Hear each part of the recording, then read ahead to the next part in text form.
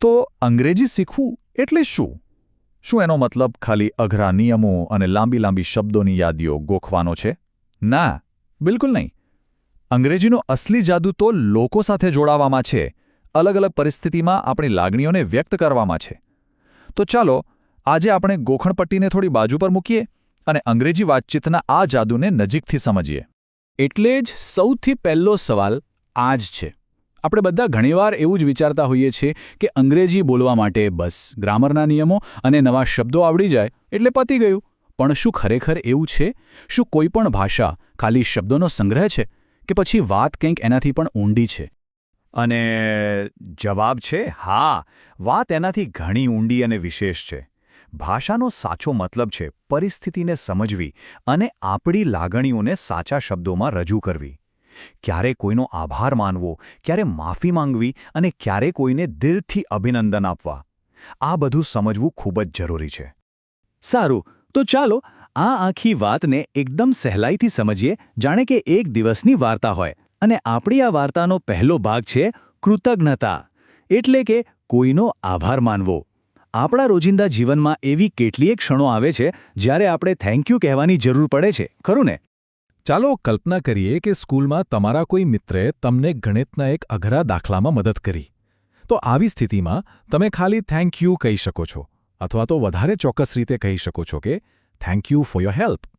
એવી જ રીતે જ્યારે કોઈ ભેટ આપે ત્યારે થેન્ક યુ વેરી મચ કહેવું વધારે સારું લાગે છે. સરસ. આભાર માનતા તો આપણને આવડી ગયું. પણ હવે એક બીજો મહત્વનો સવાલ. જ્યારે કોઈ તમારો આભાર માને ત્યારે જવાબમાં શું કહેશો? શું દરેક વખતે એક જ જવાબ આપી શકાય? ચાલો જોઈએ. જુઓ, જવાબ શું આપવો ને એ આખી વાત સિચ્યુએશન પર છે. આ ફોર્માલિટી સ્કેલને જુઓ. એ બતાવે છે કે કેટલીક પરિસ્થિતિઓ ફોર્મલ એટલે કે ઔપચારિક હોય છે અને બીજી કેટલીક કેઝ્યુઅલ એટલે કે અનૌપચારિક હોય છે. ધારો કે તમે તમારા શિક્ષક સાથે વાત કરી રહ્યા છો. તો એક ફોર્મલ સિચ્યુએશન થઈ, બરાબર? ત્યાં તમે યુ આર વેલકમ અથવા ઇટ વોઝ માય પ્લેઝર કહી શકો છો. પણ એ જ જગ્યાએ જો તમે તમારા મિત્ર સાથે વાત કરતા હો તો ત્યાં તો એકદમ કેઝ્યુઅલ રહેવાનું, એટલે ઇટ્સ ઓકે, નો મેન્શન કે પછી નો પ્રોબ્લેમ જેવા જવાબો વધારે સારા લાગે છે. એટલે કે સામે કોણ છે એ જાણવું બહુ જરૂરી છે. ચાલો હવે આપણી વાર્તામાં થોડા આગળ વધીએ. દિવસ દરમિયાન ખાલી આભાર જ નહીં, પણ ક્યારેક ક્યારેક નાની ભૂલ માટે માફી માંગવાની અને કોઈની સફળતા પર ખુશ થવાની પણ જરૂર પડે છે. ધારો કે તમે સ્કૂલના કોરિડોરમાં થોડી ઉતાવળમાં ચાલી રહ્યા છો અને ભૂલથી કોઈને અથડાઈ ગયા. તો તરત જ મોઢામાંથી શું નીકળશે? ઉપ્સ, સોરી અથવા આઈ એમ સોરી. અને જો ક્લાસમાં પહોંચવામાં મોડું થઈ જાય તો આઈ am sorry, I M late કહેવું વધારે યોગ્ય છે. જોયું? પરિસ્થિતિ પ્રમાણે શબ્દો પણ બદલાય છે. ચાલો હવે કોઈ ખુશીની વાત કરીએ. કલ્પના કરો કે તમારા મિત્રને પરીક્ષામાં A+ ગ્રેડ મળ્યો છે. શું વાત છે! આવી સ્થિતિમાં તમે એને કંગ્રેચ્યુલેશન્સ કહીને પ્રોત્સાહિત કરી શકો છો. અથવા જો એ ક્રિકેટ મેચ જીતીને આવે તો ગ્રેટ જોબ અથવા કીપ ઇટ અપ જેવા શબ્દો એનો ઉત્સાહ બમણો કરી દેશે. અને હા, અહીં એક નાની પણ બહુ જ કામની વાત. આ શબ્દ બોલતી વખતે હંમેશા યાદ રાખજો, એ કોંગ્રેચ્યુલેશન નથી, પણ કોંગ્રેચ્યુલેશન્સ છે. છેલ્લે એસ લગાવવો ખૂબ જરૂરી છે. આ એક નાનકડી વાત છે, પણ તમારી અંગ્રેજીને વધારે સારી બનાવે છે. વાહ, આપણે ઘણું બધું શીખી લીધું. તો હવે સમય છે એ જોવાનો કે આપણે આ અંગ્રેજીના જાદુને કેટલો સમજ્યા છીએ. ચાલો એક નાના પણ મજેદાર પડકાર માટે તૈયાર થઈ જાઓ. ચાલો જરા ચકાસી લઈએ કે આપણે સાચી પરિસ્થિતિમાં સાચા વાક્યોનો ઉપયોગ કરી શકીએ છીએ કે નહીં. તૈયાર છો? તો પહેલો પડકાર છે સાચા જોડકા બનાવો.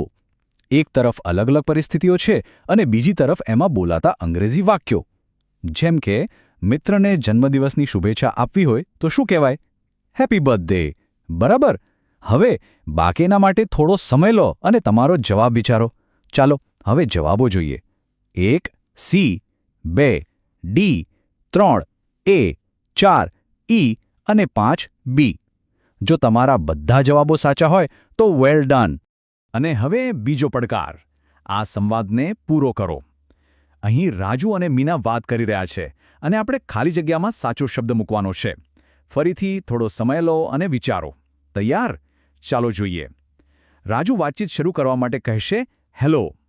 રેસ જીતવા બદલ તે મીનાને કોંગ્રેચ્યુલેશન્સ કહેશે અને જવાબમાં મીના કહેશે થેન્ક યુ વેરી મચ. મને ખાતરી છે કે તમારા જવાબો સાચા જ હશે. અરે વાહ, શું વાત છે! પડકારમાં તો મજા આવી ગઈ. હવે આ બધી વાતોને હંમેશા યાદ રાખવામાં મદદ કરવા માટે અમે એક ખાસ વસ્તુ તૈયાર કરી છે. આ છે આપણું પોકેટ કાર્ડ. તમે આને તમારા મનમાં રાખી શકો છો. જુઓ, આમાં બધું જ ટૂંકમાં છે. ગ્રીટિંગ માટે ગુડ મોર્નિંગ કે હેલો, કોઈ મદદ કરે તો થેન્ક યુ, ભૂલ થાય તો સોરી, કોઈ સફળ થાય તો કોંગ્રેચ્યુલેશન્સ અને પરીક્ષા માટે બેસ્ટ ઓફ લક. બસ આ 5 વાક્યો યાદ રાખી લો, રોજની વાતચીતમાં બહુ જ કામ લાગશે. અને છેલ્લે સૌથી અગત્યની વાત, આ બધું જાણવું પૂરતું નથી. અંગ્રેજી વાતચીતનો અસલી જાદુ ત્યારે જ શરૂ થશે જ્યારે આપણે પ્રેક્ટિસ કરીશું. તો ખાલી વાંચીને કે સાંભળીને અટકી ન જતા. આજથી જ, બલકે હમણાંથી જ તમારા મિત્રો અને શિક્ષકો સાથે આ વાક્યોનો ઉપયોગ કરવાનું શરૂ કરી દો. યાદ રાખજો, બોલવાથી જ બોલતા આવડશે. તો આજનો મુખ્ય વિચાર શું છે? પ્રેક્ટિસ, પ્રેક્ટિસ અને પ્રેક્ટિસ.